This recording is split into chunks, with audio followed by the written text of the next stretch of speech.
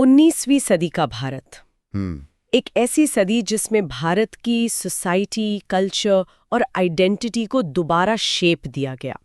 और आज हम समझने वाले हैं वो रिफॉर्म मूवमेंट्स जिन्हें कॉम्पिटिटिव एग्जाम्स हर साल पूछते हैं। बिल्कुल। हमारे पास जो सोर्स मटेरियल है वो इन सामाजिक और धार्मिक सुधार आंदोलनों की एक कॉम्प्रिहेंसिव पिक्चर पेश करता है, बंगाल से लेकर महाराष्ट्र तक और उत्तर से लेकर दक्षिण भारत तक। हमारा मकसद है इन सभी मूवमेंट्स के कोर आइडियाज, की लीडर्स और उनके इम्पैक्ट को एग्जाम के पॉइंट ऑफ व्यू से समझना। बिल्कुल। और हम सिर्फ क्या हुआ पर ही नहीं रुकेंगे, हम ये भी देखेंगे कि क्यों हुआ और इसका दूरगामी असर क्या पड़ा। ये आंदोलन मतलब सिर्फ रीति रिवाजों का सुधार नहीं थे, तो ये आधुनिक भारत की नींव रख रहे थे। हाँ, एक तरह से ये आधुनिक भारत की नींव रख रहे थे। तो चलिए इसे अनपैक करते हैं। शुरुआत होती है बंगाल से और नाम आता है राजा राममोहन रॉय का, फादर ऑफ मॉडर्न इंडिया, जिन्हें फादर ऑफ मॉडर्न इंडिया भी कहा जाता है। सोर्स बताता है कि उन्होंने 1814 में आत्मीय सभा और फिर 1829 में ब्रह्मो समाज की स्थापना की। ये तारीखें याद रखना बहुत जरूरी है। और यहाँ एक दिलचस्प बात यह है कि रॉय का जो आधार था वो था तर्क, मतलब रीजन। 1805 में उनकी पहली किताब आई, तोहफत उल मुवाहिदीन, अ गिफ्ट टू मोनोथियस्ट्स। अच्छा। उसमें उन्होंने दुनिया के बड़े धर्मों का विश्लेषण तर्क और सोशल कंफर्ट के आधार पर किया। उन्होंने मूर्ति पूजा मतलब आइडोलेट्री का खंडन किया और एकेश्वरवाद, मोनोथिज्म पर बहुत जोर दिया। और उनका सबसे बड़ा सामाजिक योगदान था सती प्रथा के खिलाफ आवाज उठाना। हाँ, बिल्कुल। उनके आंदोलन के कारण ही 1829 में governor general Lord William Bentinck ने सती प्रथा को गैर कानूनी घोषित किया। ये एक लैंडमार्क अचीवमेंट थी। हाँ, लेकिन सोर्स ये भी बताता है कि उन्होंने विधवाओं के लिए पुनर्विवाह की जगह तपस्वी विधवापन मतलब एसेटिक विडोहुड का सुझाव दिया। ओह, ये एक इंटरेस्टिंग पॉइंट है। जी, उन्होंने बहुविवाह और महिलाओं के संपत्ति के अधिकारों की कमी जैसे मुद्दों को भी उठाया। और शिक्षा पर तो उन्होंने बहुत ज्यादा जोर दिया। हाँ, 1817 में हिंदू कॉलेज की स्थापना में डेविड हेयर की मदद की। और फिर 1825 में वेदांत कॉलेज भी खोला। राममोहन रॉय के बाद इस मशाल को आगे बढ़ाया देवेंद्रनाथ टैगोर और केशव चंद्र सेन ने। देवेंद्रनाथ ने 1839 में तत्वबोधिनी सभा की स्थापना की और केशव चंद्र सेन ने महिला मुक्ति और सार्वभौमिकता, यूनिवर्सलिज्म पर जोर दिया। इन सब ने मिलकर ही ब्रह्मो समाज के विचारों को आगे बढ़ाया। इसी कड़ी में दो और बड़े नाम आते हैं, ईश्वर चंद्र विद्यासागर और स्वामी विवेकानंद। विद्यासागर का नाम आते ही तो सीधे विधवा पुनर्विवाह याद आता है। सही कहा। उन्होंने विधवा पुनर्विवाह को कानूनी मान्यता दिलाने के लिए एक पूरा आंदोलन चलाया जो सफल भी हुआ। सोर्स के मुताबिक 1856 में जी, 1856 में उनके प्रयासों से भारत में पहला कानूनी हिंदू विधवा पुनर्विवाह संपन्न हुआ। उन्होंने महिला शिक्षा के लिए भी बहुत काम किया, खासकर 1849 में जो बेथ्यून स्कूल स्थापित हुआ था उसके सेक्रेटरी के तौर पर। और फिर आते हैं स्वामी विवेकानंद, 1863 से 1902 तक। उनके गुरु थे रामकृष्ण परमहंस। विवेकानंद ने जाति व्यवस्था और अंधविश्वास की कड़ी निंदा की। 1896 में उन्होंने रामकृष्ण मिशन की स्थापना की, जिसका मुख्य उद्देश्य था मानव सेवा। हाँ, मानव सेवा मतलब स्कूल, अस्पताल और अनाथालय खोलना। ये धर्म को प्रैक्टिकल बनाने जैसा था। तो अब बंगाल से चलते हैं महाराष्ट्र। यहाँ सुधार आंदोलन का अंदाज थोड़ा अलग था, है ना? ये समझना बहुत जरूरी है।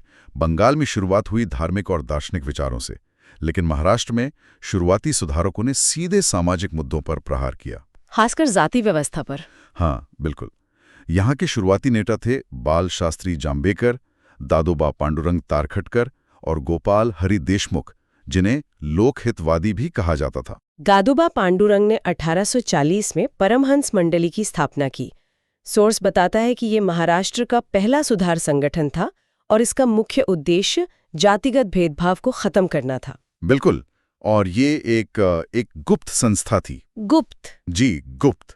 इसके सदस्यों को शपथ लेनी पड़ती थी कि वे जाति भेद नहीं मानेंगे, और सिर्फ शपथ नहीं, उन्हें एक ईसाई द्वारा बनाई गई ब्रेड खानी पड़ती थी और एक मुस्लिम के हाथ से पानी पीना पड़ता था। ओह, ये तो उस समय के समाज के लिए एक बहुत ही क्रांतिकारी बात रही होगी। बहुत बड़ी और क्रांतिकारी बात थी। महाराष्ट्र में बाद के दौर में ज्योतिबा फुले एक बहुत बड़ा नाम बनकर उभरे 1827 से 1890 तक।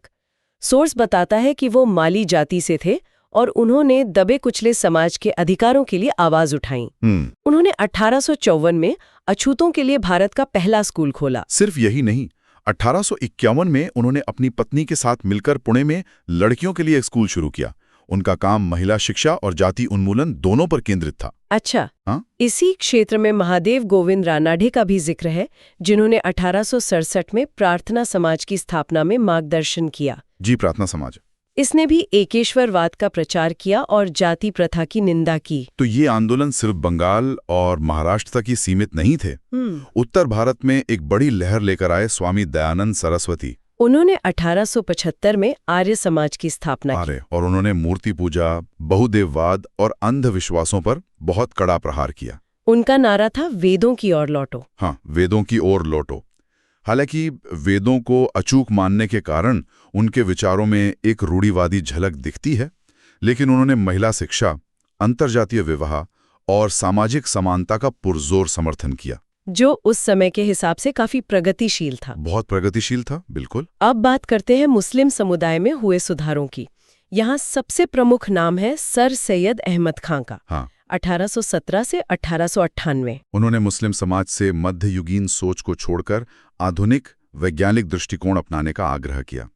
उन्होंने बहुविवाह और पर्दा प्रथा की निंदा की और महिला शिक्षा का समर्थन भी किया। और उनका सबसे बड़ा काम था 1875 में अलीगढ़ में मोहम्मडन एंग्लो ओरिएंटल कॉलेज की स्थापना, जो बाद में अलीगढ़ मुस्लिम यूनिवर्सिटी बना। बिल्कुल सही। सोर्स में पारसी और दक्षिण भारतीय सुधारकों का भी जिक्र है। हाँ। बंबई में नौरोजी फुरदौनजी और दादाभाई नौरोजी ने 1851 में रहनुमाई मजदेसन सभा शुरू की। अच्छा। इसका उद्देश्य पारसी धर्म और समाज का आधुनिकीकरण था। और वहीं दक्षिण भारत में कंडुकुरी वीरेसलिंगम एक प्रमुख सुधारक थे, 1848 से 1919 तक। उन्हें आधुनिक तेलुगु गद्य साहित्य का जनक भी माना जाता है। जी, उन्होंने विधवा पुनर्विवाह और महिला शिक्षा के लिए अथक प्रयास किए। तो कुल मिलाकर इन सभी आंदोलनों का महत्व क्या था? What does this all mean? देखिए, इन आंदोलनों ने भारतीय समाज के लोकतंत्रीकरण मतलब डेमोक्रेटाइजेशन की नींव रखी। उन्होंने अंधविश्वास, जाति प्रथा, सती जैसी कुरीतियों पर हमला किया और एक तर्कसंगत आधुनिक दृष्टिकोण को बढ़ावा दिया। ज्योतिबा फूले और नारायण गुरु जैसे निचली जातियों से आए सुधारकों ने तो जाति व्यवस्था को पूरी तरह खत्म करने की वकालत की। नारायण गुरु का नारा था, एक जाति, एक धर्म, एक ईश्वर। लेकिन सोर्स इनकी कुछ कमजोरियों की तरफ भी इशारा करता है। हाँ, ये जानना भी उतना ही जरूरी है। ये आंदोलन मुख्य रूप से शहरी और उच्च जातियों तक ही सीमित थे। अच्छा, तो इनका प्रभाव ज्यादातर शहरों में था? जी, आर्य समाज और कुछ निचली जातियों के आंदोलनों को छोड़कर आम जनता पर इनका प्रभाव सीमित रहा। और दूसरी बड़ी सीमा थी ब्रिटिश शासन को लेकर उनका नजरिया। वो क्या था? ज्यादातर सुधारकों का मानना था कि ब्रिटिश शासन भारत को आधुनिक बनाने के लिए ईश्वर का भेजा हुआ एक वरदान है। वे समाज की बुराइयों को तो देख पाए, लेकिन ब्रिटिश राज के शोषक चरित्र को समझने में चूक गए। बिल्कुल, वे उसे समझने में चूक गए। तो आज हमने 19वीं सदी के उन महान सुधारकों और उनके आंदोलनों को समझा जिन्होंने आधुनिक भारत की दिशा तय की। राजा राम मोहन रॉय के ब्रह्मो समाज से लेकर ज्योतिबा फुले के सत्यशोधक समाज तक, और दयानंद सरस्वती के आर्य समाज से लेकर सर सैयद अहमद खान के अलीगढ़ आंदोलन तक, इन सभी ने समाज की जड़ हो चुकी कुरीतियों पर प्रहार किया। और इन सभी आंदोलनों का कोर मैसेज था तर्क, मानवतावाद और सामाजिक समानता।